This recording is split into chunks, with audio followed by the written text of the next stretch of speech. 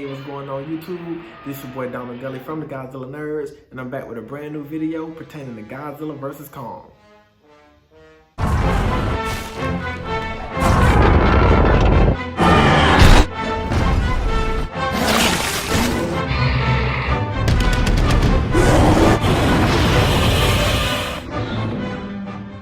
So today I was just strolling on YouTube, just doing my normal strolling, but then I came across this really cool video by the Templin Institute, and the title of it said, Godzilla 1954 Showa Era. And it looked really cool. I haven't seen this video, but I was like, this is something that I can really react to. I'm not sure if a lot of YouTubers seen it or even a lot of Godzilla fans have seen it. I just thought it looked really cool. So with that being said, I thought I would give it a shot. So we're gonna react to this Godzilla video. And of course we know about the Showa Era. We had 1955 Godzilla raids again against Anguirus.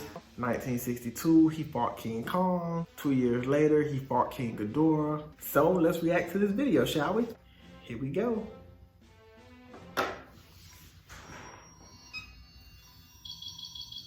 It's crazy. Got like a lot of analysts.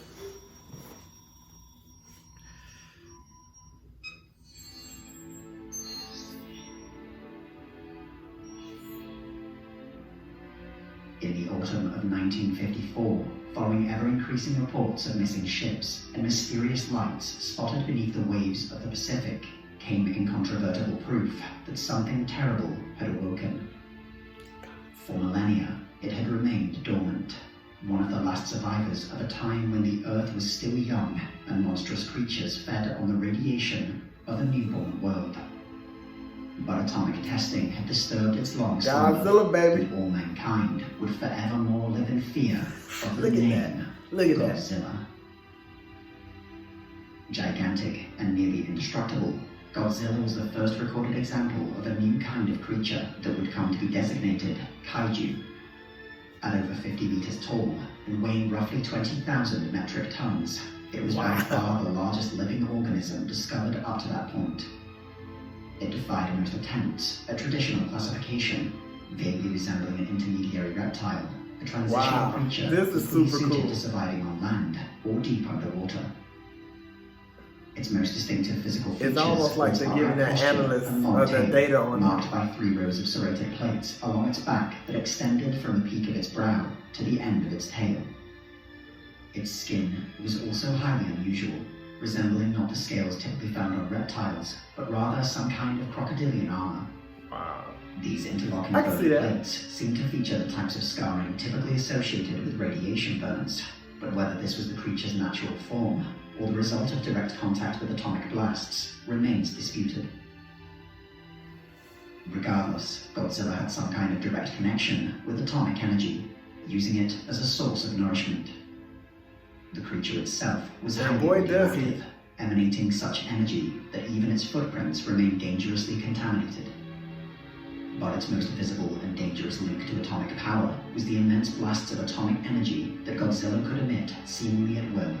This was heralded by the plates on its back glowing with some kind of ethereal light. Yeah, that atomic breath, baby. Fired from the creature's Watch mouth. out, Kong. While outwardly resembling the fire breathed by dragons in ancient myth, Godzilla's so-called atomic breath was far more powerful and deadly, focusing the destructive effects of nuclear weapons into a beam of raw power. Beyond its ancient nature, Godzilla's origins and history remain mostly unknown. The natives of Odo Island, located on the distant southern edge of the Japanese archipelago, likely had some type of contact with it, or others like it. This is really Creatures neat. of similar scale and ability appeared in their legends and oral histories. It was from these islanders that the creature gained its name, Gojira, later adapted worldwide as Godzilla.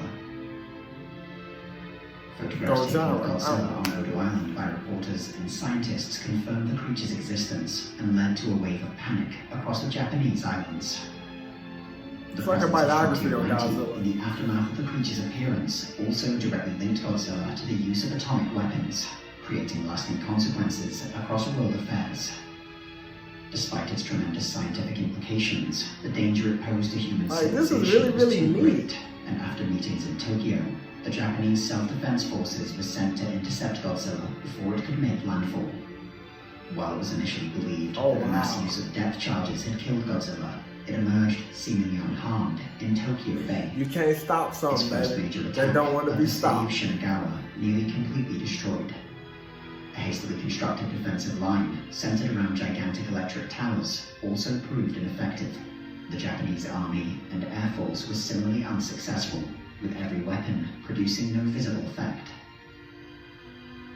For hours into the night, Godzilla rampaged across Tokyo, setting the city alight with his atomic breath and crushing buildings with its immense size. Enormous firestorms consumed the Japanese capital, and tens of thousands were subjected to deadly amounts of radiation. The devastation unleashed was unlike almost anything Man, in look at human that. history. That is so cool. Horrified by the carnage, Dr. Daisuke Sarasawa, a noted scientist, disclosed to the Japanese government his discovery of a new type of weapon, the oxygen destroyer. Eclipsing even atomic bombs in its destructive potential, Sarasawa had vowed to find some noble purpose for the device, rather than let it be used to destroy mankind. Dr. Sarasawa deployed the weapon personally, donning a diving suit to locate Godzilla and activate the oxygen destroyer underwater. To prevent the weapon from ever being used again, he destroyed his notes before he left and severed the line connecting his diving suit to the waiting ships on the surface.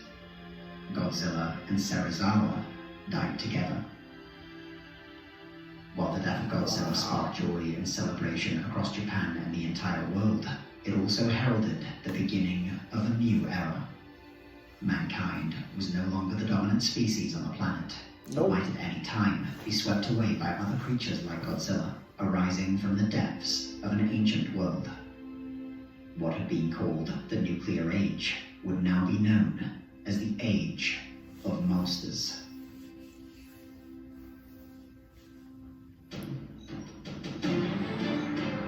In Bestiary, the Templin Institute investigates That's the creatures cool. and monsters of alternate worlds. If you've enjoyed this video and would like to join the Templin Institute, consider pledging to our Patreon page. Along with increased security access, you'll be able to vote in polls to determine future topics. Wow, get that's custom dope. wallpaper every And week, it's like my and first time receive some seeing other this. exclusive rewards.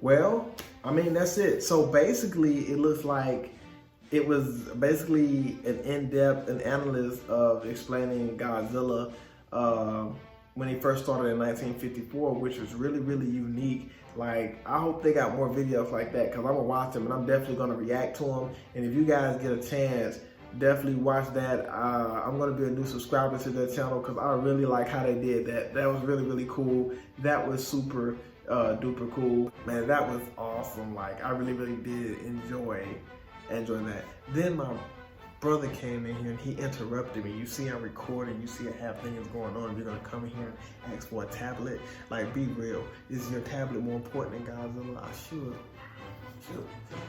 But anyway, hey, don't forget to like, comment, share, and subscribe. This your boy Donald Gully from the Godzilla Nerds. Peace.